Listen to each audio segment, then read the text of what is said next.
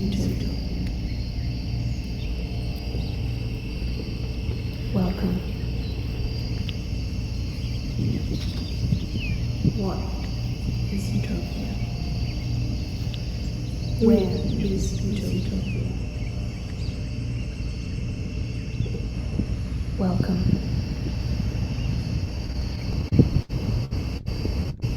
What is Utopia? Where is Utopia? Welcome. What is Utopia? Who is Utopia? Where is Utopia?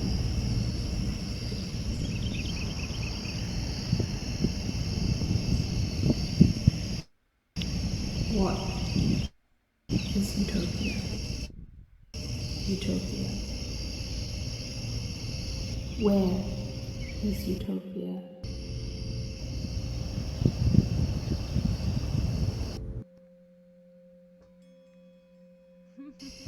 Who is Utopia?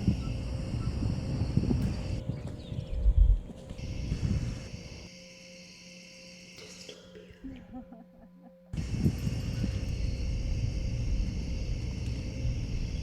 Who is Utopia?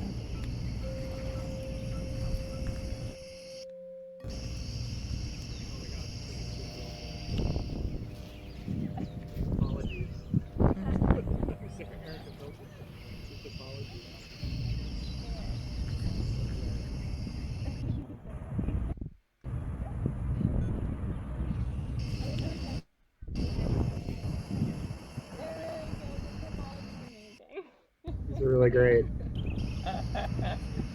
You can go inside the bear, Elizabeth. I asked.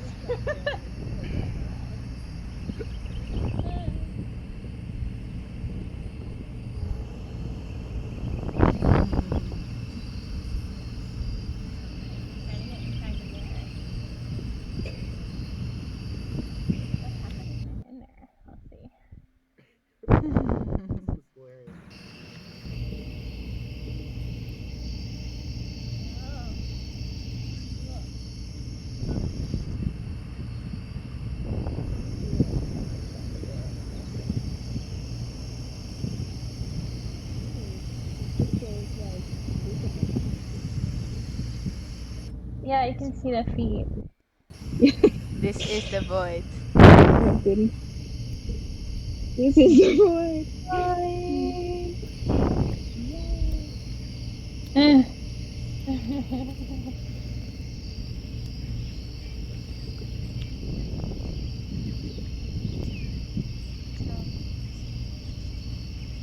Oh, I can see.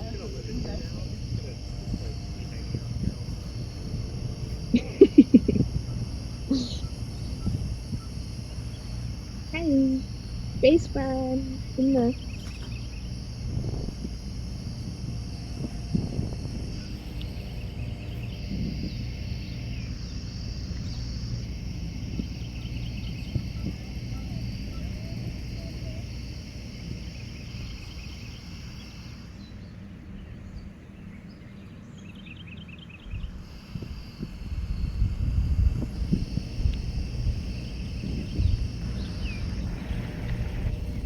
Who is Utopia?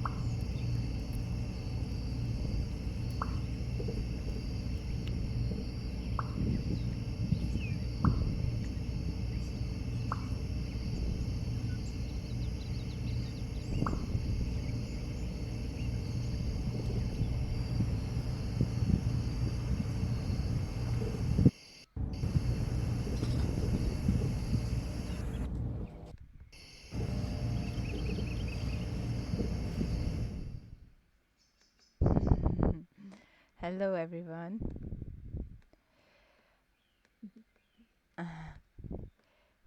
Just really like the vibes in here. Yeah, I had this realization that like I've surrounded myself with people somehow who love the geodesic dome, and not even just people represented in this room. Mm-hmm. Nice. So everyone is. Let's see if we have everyone here. I think Sherry just left, and I see 1, 2, 3. I see Bahare. Hello. Hello. Let's see. So everyone around here managed to turn down the media volume. Can you hear us? Hello, Bahare. Uh, so in the right bottom, 3 dots menu, you can find preferences, and there is media volume, and that's where you can turn your media volume down. And we are gathering in the back by the fire.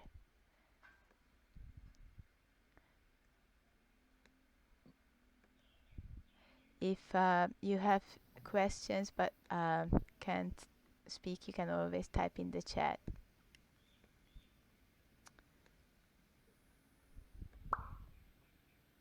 Perfect, great. And we should probably move a bit closer to everyone in the back if you are able.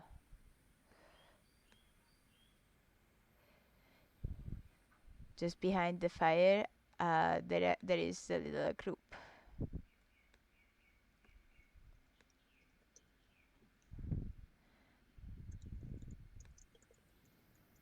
Hello. Nice. Erica is going to start. Yes. And perfect. Okay. I'm going to start because, even though we're in virtual space, it's still online and it can get tiring after a while. So I want to kind of get things going. Basically, I thought I would start with just a really brief intro to this space and how I kind of feel like it's a good setting for a conversation about the void. And as I said, please interrupt me, use the chat, whatever. Very informal. So essentially, this was my very first experience with virtual reality, with 3D modeling, with everything. And I found it kind of, as many people do, a kind of really interesting experience coming, I'm a video artist and coming from sort of a cinematography, photography, kind of indexical relationship to the world to start with this void. And any 3D program is essentially like a three-dimensional void, infinite, in fact, that you sort of fill with initially primitive so-called objects that you shape into, worlds that you desire. And, as you may have felt on your first time in one of these spaces, it can be extremely disorienting in the virtual reality space. And I think part of that is that it is a void and that it is hard to get a sense of scale, time, place within it. So I was kind of really interested in that destabilization, that disorientation. But at the same time, I felt this need to create these structures. So, putting in this Tron-like grid and the geodesic dome is like this attempt to create boundaries within the void. And then a lot of the shapes are sort of back and forth between that. It's kind of blobbiness, these spheres, the pixelated transparencies. It's sort of like this tension that I felt, and the particle generator, sort of this tension I felt in terms of wanting to fill the void, but also refer to it. So I wanted us to come to the back here where it's quieter and we're sort of can look out into the void as we have this conversation. And then very last minute, I really wanted to add this bear for Elisabeth, who has an amazing article about wanting to be eaten by a bear. And I thought, well, let's try to get there. And then, of course, this Taurus is my probably very lame attempt of Fred posted this amazing sketch of a kind of landscape, I believe that he felt like was him. And so I kind of mocked up a 3D model of that as well. And, Aw. the campfire also is a kind of, I don't know, cheesy attempt to get into a conversational mode or something, an intimate mode. The videos are all shot on essentially various utopian experiments. This includes the one in which I grew up briefly.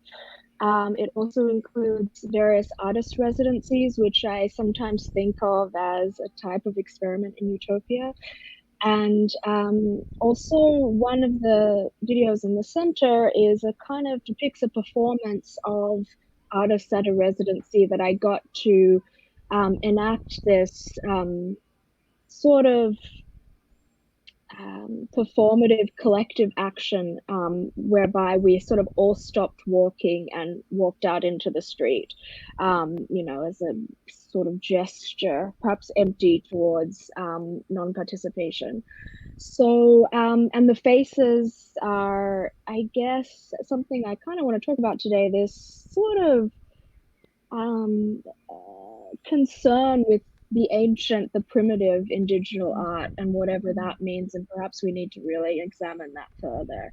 But one side says utopia and the other side says, one side asks questions about utopia and the other side whispers dystopia. So this kind of dualism and wanting to reference that just as a way to get beyond that in many ways. So that's kind of where we start, and I kind of just would love to hand over to maybe Elisabeth and then Fred. I'm going to, right now, I'm going to put the links to their pieces in. If you haven't had a chance to read them, you can do so afterwards. But essentially, Elisabeth's piece just is, first of all, unbelievably beautifully written, and it kind of has these moments of, I think, that get at this disorientation and that also very pointedly offer a critique of the void and the way in which it is can be used to justify kind of extraction and domination. And then Fred's piece is absolutely brilliantly researched and kind of also brings up some a lot of these feelings I had about the void in VR, which in his work is in relationship to outer space. So this sort of notion of the destabilizing effect of space and VR, of being without our usual grounding spatial metaphors, a horizon, a flat plane, these kind of things. And they were just both really illuminating. And I know that they also love each other's work. So I just kind of thought this was a space to get people who live across the other sides of the country and world from each other to get together. So Elisabeth, did you want to just kind of introduce your piece and maybe relationship to the void, or Fred's work, or both? Yeah. Thanks, Erica. I'm just so pleased to be here. I really do feel, whether both of you know it or not, I guess you do know it, really in kinship, I think, with your work and the way you think about things. I remember Erica I think the first time I met you was at your Living Room Light Exchange talk. And I actually don't think I knew you were talking that day.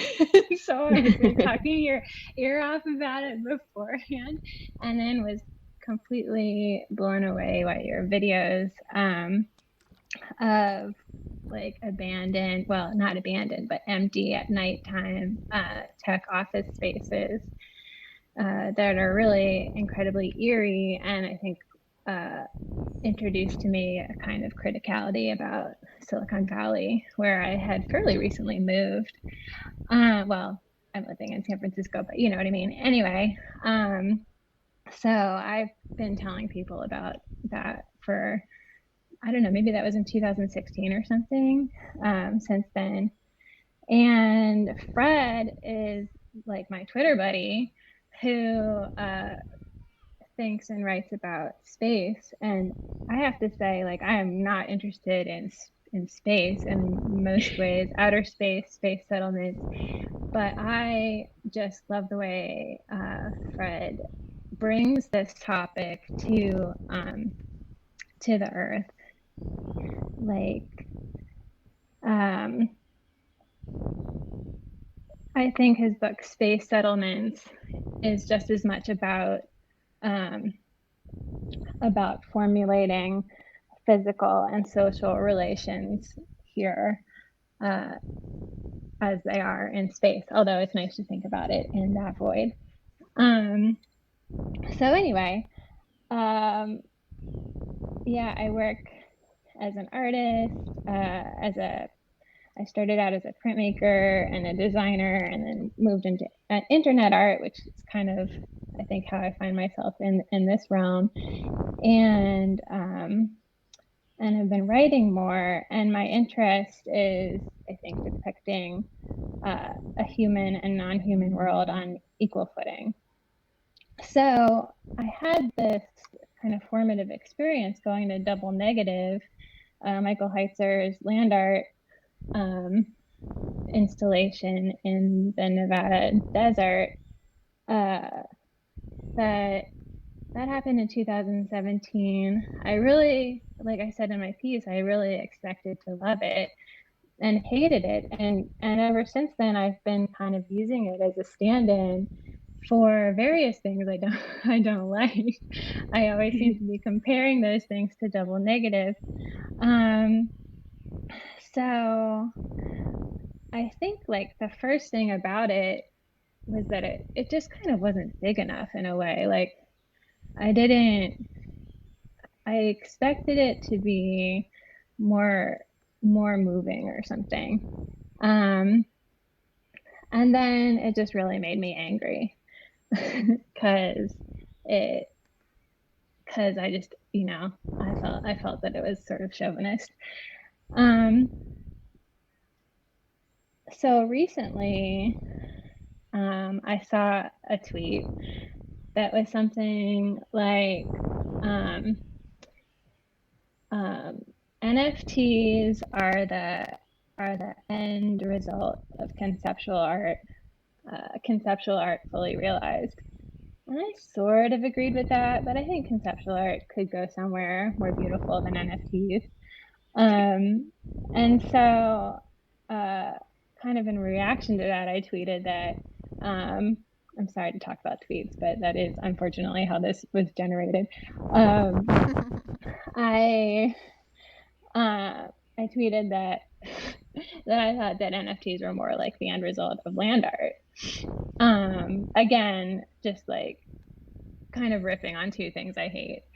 And so that led to this piece of comparing Double Negative to the NFT. So yeah, the void. I mean, really, I think what's happening for me, and has been happening since I visited Double Negative, and up till now, is that I'm looking at art and its ability to, I don't know, be anything besides itself and to change things, and feeling kind of negative about that.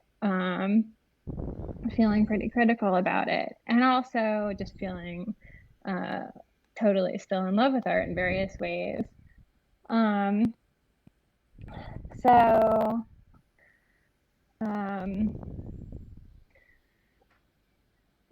I guess what I think about, what brings our work together is this idea of utopic thinking, that space and art and the virtual are all substrates, potential substrates for, yeah, Double Negative, indeed. Space art and the virtual are kind of substrates, potential substrates for utopic thinking. And underneath that, I feel like probably we're all realizing that the earth is the best substrate for utopia. So yeah, that's kind of where I am. Thank you so much, Elisabeth. Fred, did you want to just do a similar quick intro? Yeah. And again, to make that connection, I think it's okay. I feel ambivalent about talking about Twitter as well because Twitter is kind of a medium for a lot of us here too. But I was just so glad to encounter your work, Elizabeth, via Twitter so many years ago because at the same time I was also working with like non-human companion species and for me it was about relationships in the void and being with Yeah. others in the void so there's that was a it's just a wonderful sort of for many other reasons but among other reasons like means to think about um, our relationship with others in general human and non and the way those connections are important in the void and elsewhere. And for my part, the research that I've been doing, it's really also like really informed by teaching first year design studio to people coming into architecture school and to which has just been I've been doing it for 10 years but it's still such an interesting challenge to like think and talk actively about space as a set of active factors, as an active thing, as a thing that's actually like actively made, and then in turn like acts on us and others that are in space with us. So like I keep going back again to sort of even forgive me like intro level like architectural concepts like poche, which is this idea that conceptually space is all solid and we carve space empty space out of this sort of inert solid this really kind of top down wave of your hand to and let there be space which I think is probably what I see in the land art work and something that feels so arrogant and ineffectual at the same time so I I was interested in those ideas about figure and ground and positive and negative and solid void I wanted to sort of go back to first principles with some of the things that I was talking about in the essay and that became chapter one of my book that was linked that that ground isn't neutral, right? There's no such thing as the neutral ground in the beginning, and there's no such thing as the neutral void that's sort of then scooped out of that ground. And in so many ways, yeah, space is active, but space in the outer space can also be a kind of solid itself. It has like resistances. It's empty of air, but it's full of so much else, like sunlight and energy and deadly radiation and other threats to sort of personal being. And as a general principle, I've been fascinated by disambiguating ideas about the void. Even just as we explore this space here, what would seem like otherwise empty space that Erica, you so well describe conditioning it and making space into place and the way it offers like affordances for how to do that. It's sort of you're able to do things with the void as a medium, but and not able to do other things because of the properties that are built into this seeming void. And even as we go through it here, I feel resistances in the navigation and in the way that the lag times between the hardware on my desk and the network itself and the hardware server that is running the space it has a certain feeling, right? It feels more like swimming than floating. You have to push and be sort of active as you move through it. We have to be active and intentional about how we make this shared space between others, between ourselves and the people and entities here who are in this space with us.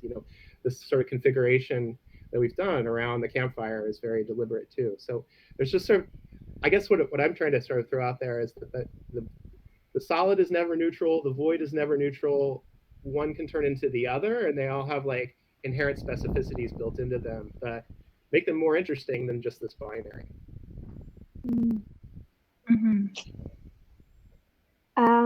Wow, I just love that for so many reasons. And I also like this idea of first principles because obviously I've never studied architecture or design or indeed 3D anything. So, I really felt like it and you know, Judith's art camp offers this for people that don't normally work in this space, right? And so it is a sort of coming back to first principles. And, you know, I do wish I'd read your book first. It could have been useful. But yeah, it's very much this feeling of what, and I love this idea of the solid, and it kind of reminds me actually of Australian Aboriginal cosmology. We talk about the constellations as the points of light, and their maps of the sky, you probably people know this, are the maps of the blank space. Like they see the animals and the shapes in the blank space that is outside of the light of the stars, kind of thing. And that's kind of what they name after animals as we do and so on. And so that kind of back and forth between what's the solid and what's the void is really super interesting. Yeah.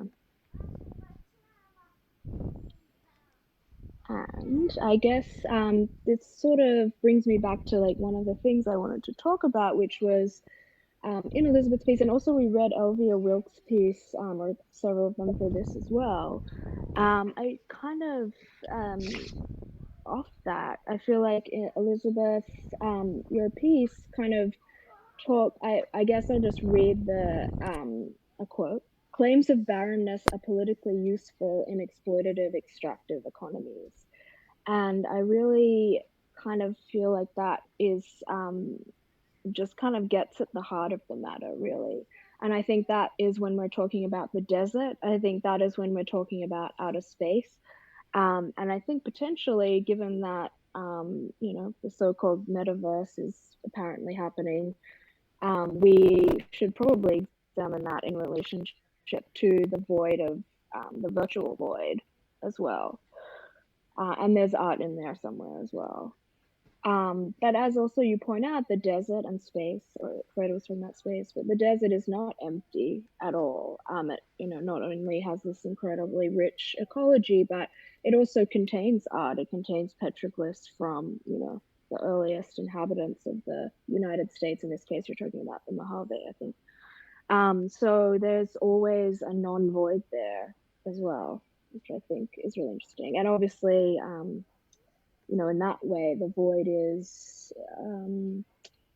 a harm. It's notions of terra nullius, it's notions of land theft, it's, you know, justifying land theft and land exploitation. So I think that was something I really wanted to bring up as well. Yeah, I mean, that was really my huge takeaway from going to the desert at all. Like, I remember asking my friend Charlie, who took me, like, am I worried about scorpions? Because I was very nervous. Am I worried about scorpions? Am I worried about like weird people in the desert? He said, yeah, definitely like the weird people in the desert is the worry. But I'm looking at this line in Fred's piece again, that spheres describe possible identities and possible worlds. The production of a sphere always involves the process of making some previously unseen background condition explicit. I really love that. Another void, yeah. I think that that is kind of relevant to this conversation is the art institution. Yep. Like, Nice.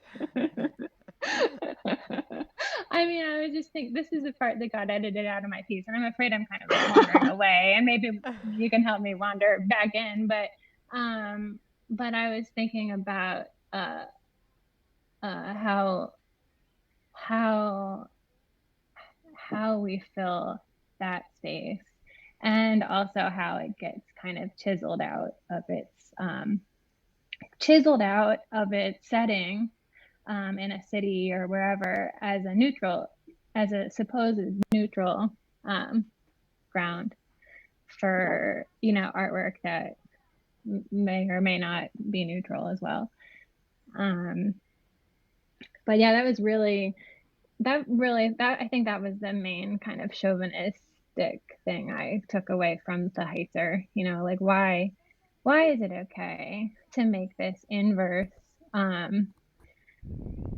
monument that referred to the monuments of ancient people whose own traces are still around. And yeah, I found that pretty troubling. Yeah.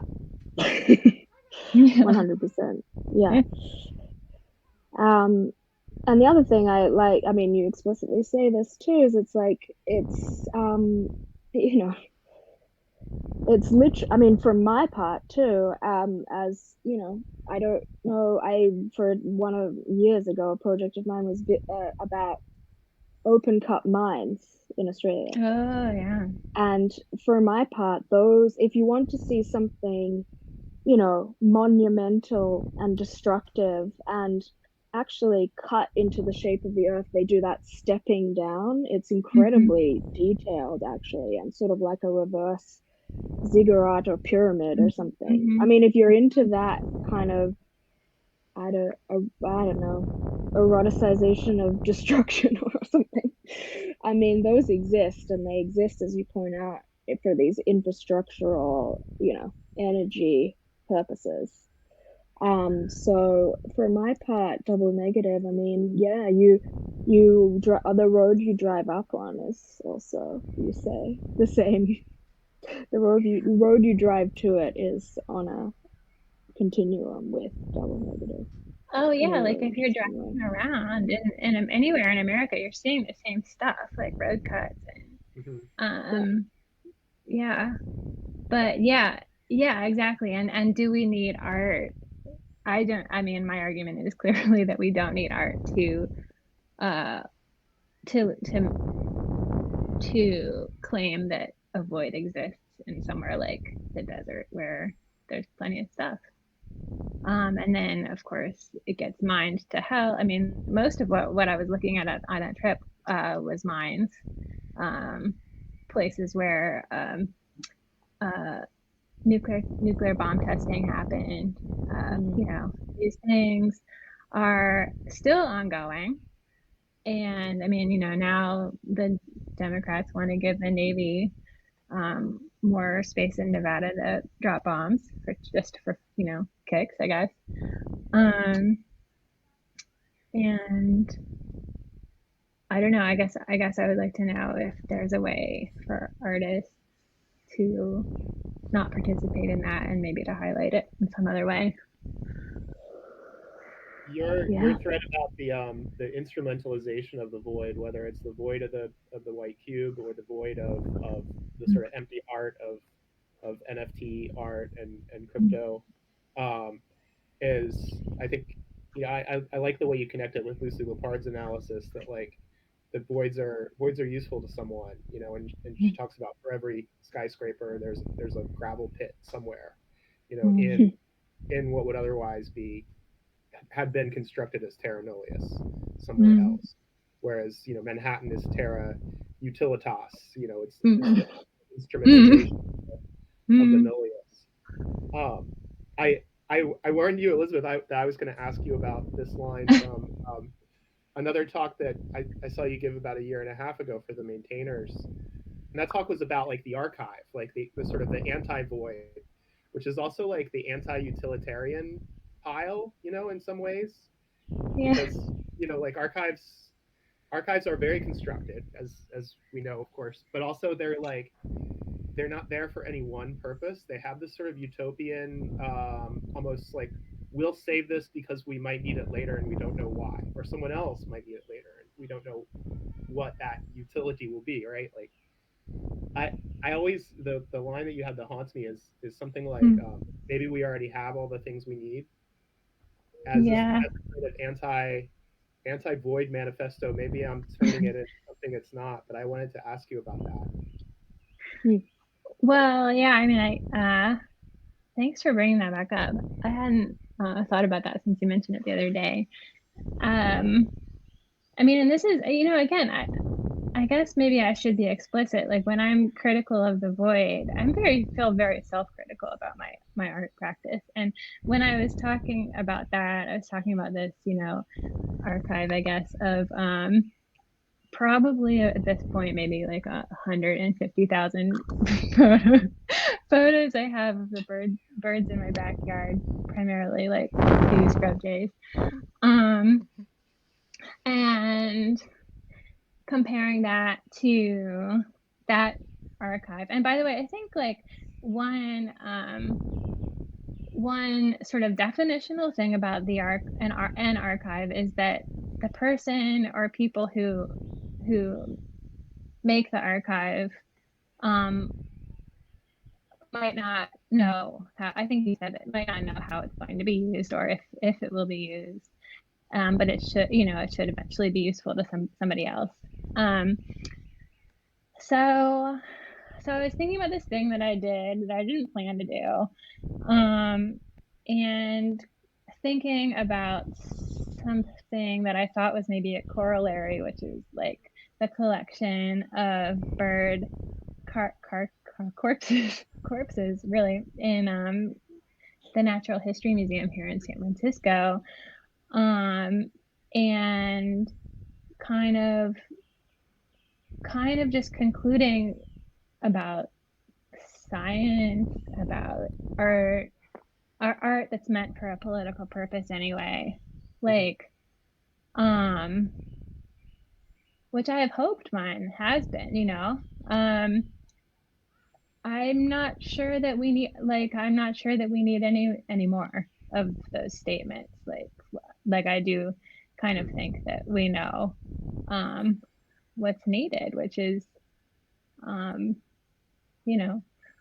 full scale uprising or something, so I guess the other side of that is that I do also feel like art provides, I think it's pretty clear here, just in this conversation, art provides connective tissue between people, and that's also kind of absolutely necessary.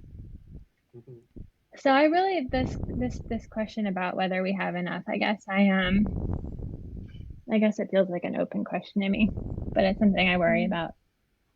Yeah. What do you think, Fred, about that? Right. I mean, one of the things that's so kind of scary about that is there any need for art that is designed to act politically, but at the same time, there's the need for a reconstruction of an entire world. And what does that if not art? But how to make, again, I'm thinking about the space we're in now as a kind of as a filter of qualities of a world, that there are, this world here that we're in, it's Utopian Spa, it has certain qualities and it doesn't have certain other qualities, and that's a very specific, there's a very specific set of intentions behind that, as you said, Erica. And so that act of worlding, as art making is in a way like a different kind of maybe utility or urgency than more things. And this is unconnected thoughts that I'm trying to put together in real time here. But is there a difference between like worlding? I'm thinking of like Ursula Le Guin's use of words like that, and Donna Haraway's use of words like that. Worlding as a practice that is different from or urgent in a different way than art making. I think that's kind of where I think that's kind of the nub of it. But personally, I also do not have clear answers to this. But I'm thinking too about, well, in Fred's piece, there's the wonderful part that Elisabeth already quoted about spheres being an opportunity for the creation of new worlds. And I think, or obviously misquoting there, but the process of making seemingly previously unseen background conditions explicit. Yeah. But it also is like a void isn't, as much as it is problematic, is it a space in which we can imagine different systems of doing things? I'm not, yes, I don't know how art fits in there. Perhaps the art we should make is the art of, is a void. We should make nothing. I don't know. Like, I also toy with that idea. Specifically as thinking about art is and its material consequences, you know, made incredibly explicit by land art and NFTs, the material consequences, but also all art has a relationship with our exploitation of resources, I believe, and people. And I think, but I would like to think that there is something generative also about the void, perhaps.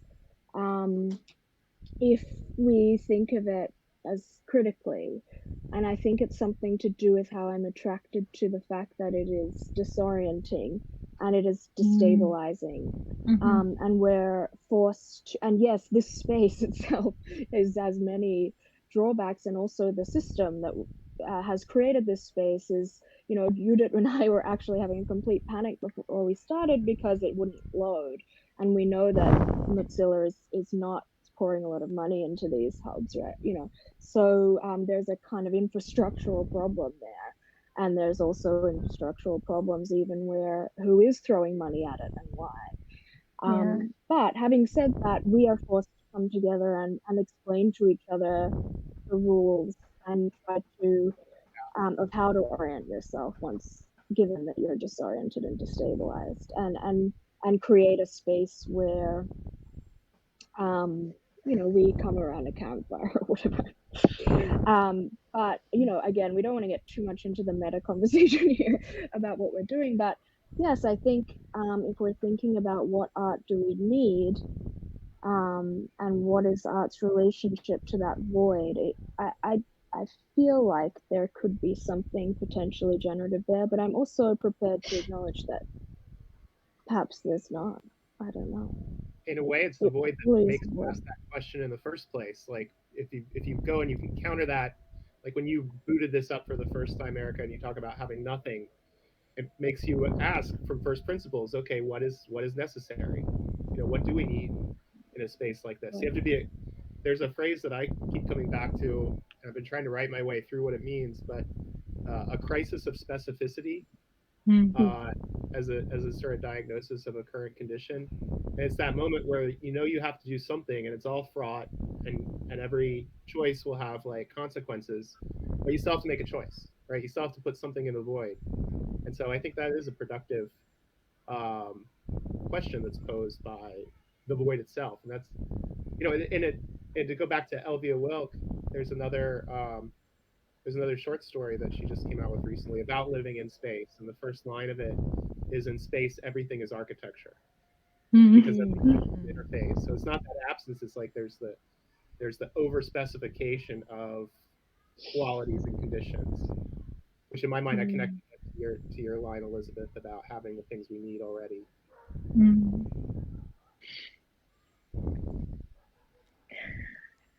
Well, I mean, one thing about the void, at least in space and space design, I'm looking again at this part, Fred, in your essay, to mitigate feelings of isolation. They recommended that habitats have a large geometry in which people can see far beyond the theater stage. Like, well, God, that makes me think of city design, of course, but also just it just makes me think of us being here together and having like a shared substrate, I guess, keep using that word, but like a shared space of understanding each other, and that being about maybe a valuable thing to carve out of the void for going forward. Thank you for saying that. I would like to just add a little to like going back to Elvia's text, how art and life is the same, and how do we create things. And Fred, what you said about filtering, and or like what Elisabeth said about connecting the connecting tissue between each other, how can we stretch that and what that means. I um, I think these spaces could be also a good exercise tool to sharpen our perception in other realities, right? Like how Mhm. how do we create any thought becoming something? Mm. Yeah. Yeah, I think that's true. Does anyone else of our esteemed guests have thoughts on this conversation so far? I'm keen to open it up a little bit if we can.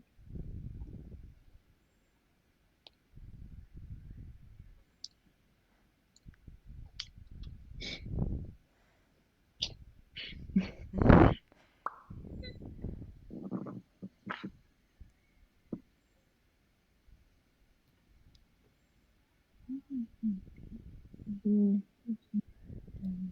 Okay. yeah. I see. I'm not sure if that's probably directed at me. Yes, I think that's what we have to avoid in many sense. Well, we can all answer this perhaps. This reification of the void is incredible. This adoration or anything of the void is incredibly dangerous in my view.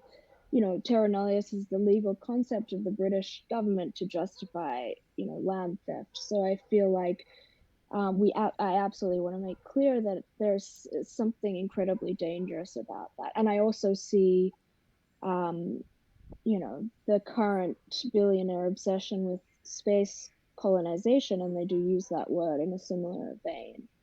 It is, as from Elisabeth's piece, the fantasy of possibility without consequence, right? Yeah. So how do we, what is that contradiction, and how, perhaps if we acknowledge it as never untouched, that's why I love this idea of the solid void as well. And also Elizabeth's piece, but poetically, just making that so clear. But Elizabeth's piece also had another just beautiful line that I want to apply, which is it's the second paragraph, right? Or third paragraph or something. This kind of, I have problems experiencing open space without imagining that I would detach from the earth. So for me, it felt just destabilizing to be up. Perhaps you should read this, Elizabeth. Pressed close to the sky. And yes, it is incredibly, there is something there. And I think Elvia talks in her piece also about the vertigo, and she links it to our digital experience. And also, Elisabeth, you referenced TikTok as well, and I think she referenced Facebook and the kind of vertiginous quality of the digital space, being in three places at once, realizing space and time as so elastic. Where am I going with this? Oh yes, I guess it's I'll pass over to someone else, but creating a purpose for the void, I would rather say acknowledging that that we perhaps the void is still a useful concept, perhaps if we think about it in as filled, as generative, as already existing or something. Yeah. I don't know if anyone else wants to add to that. Yeah. And those things you were just like from my piece and from Elvia's piece, and this idea of like destabilizing. Oh, well, the thing with floating off from the earth is really because I feel that, I mean, I'm scared of heights, and that manifests itself in all kinds of annoying ways. But this is one reason I just absolutely loved and have been thinking about, since I read the book. This point, kind of this quarter turn that Fred starts his essay out with, about Buckminster Fuller reframing upstairs and downstairs as instairs and outstairs. So like your relation to the plane of the earth, not necessarily being what you think it is. That helps me. I don't know. I think about that a lot. I just think about that a lot. I think about that in my writing, and I think about it when I come up to something that bothers me. Yeah, just to remember that I can kind of turn my head sideways and maybe understand my position to the plane differently, and that might help. There's that sublimity too, that there is this like, no, it's not the empty space of the silly cut that Heiser put in the side of the canyon, but there's the empty space of like a dome of sky over our heads that seems to want to, that calls you, like, there's the call of the void, and that made me rethink these kinds of projects in general, these kinds of world making projects, as being, partly about like, can humans, maybe this is another like, does art matter? Do we have everything? Do we have everything we need to make something so sublime, in that same way, that would have that same kind of effect? A constructed sky, if you like, here I'm just looking up at the grid. It has its own kind of sublimity up there, but it's not like a calling to I feel protected by that grid, right? Like, it's a very different kind of understanding of like relationship between person, artifact, and big something else. Like, is that something that you think art can do, or does it always mediate between that big something else?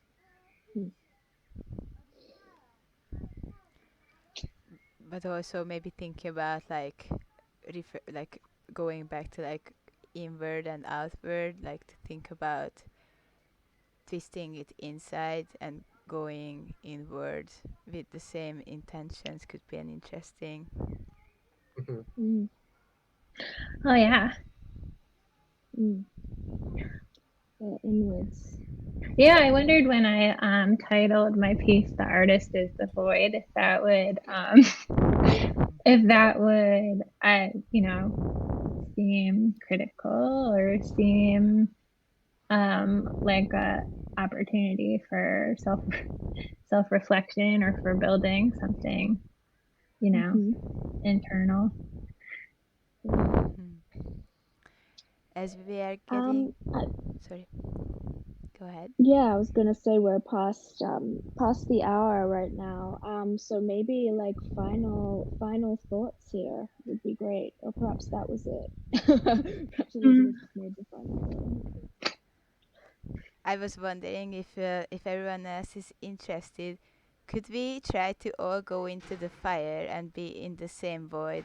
On just like, if everyone is interested in that, we could create a void together in this fire. We're going into the fire. Okay. We're just gonna go straight into the fire. Oh, the gift fire. The fire's a lot bigger than I thought it was. Oh yeah, of course. Yeah, the scale is bizarre. And we could even try to like just be on top of each other. Okay. I love the club. Overshot. And this is cool in here. I would love if we could maybe say, I would love to say thank you for you here, as all our avatars added together into this void of maybe radical imagination. But whatever was said can stay in here, but I appreciate all your beautiful thoughts and thinking, and I really am very grateful for Erica to introduce me to Elisabeth and Fred, and for everyone who could join us today. I want to echo that. I feel very grateful to both of you for making this cool space and having us chat inside it. Yeah. I love a chat in the fire. I'm so glad we made this happen and got past our vertigo, or didn't, or whatever. I think it's awesome in a way. Yeah. it really is about the vibes in space and the interconnections, and thank you for the invitation into the space. Mhm. Yeah, I hope there can be something generative there in amongst it, but we have to. I do think one of the super, just to end on perhaps, I think one of the things I really want to emphasize about Elisabeth's piece that I want to take away is that I felt like it was extremely honest and unafraid to be quite critical, and by which I mean in a good way, like a rigorous way, poetic but rigorous way. And I just kind of also just really want more of that. I kind of love the rawness of that piece, and I feel like we should encourage it. So thank you all for coming, I guess. Mm-hmm. Thank you. Thanks, y'all. Yeah. Thank you, everyone. Feel free to fly away. Oh, can somebody take my picture with the bear?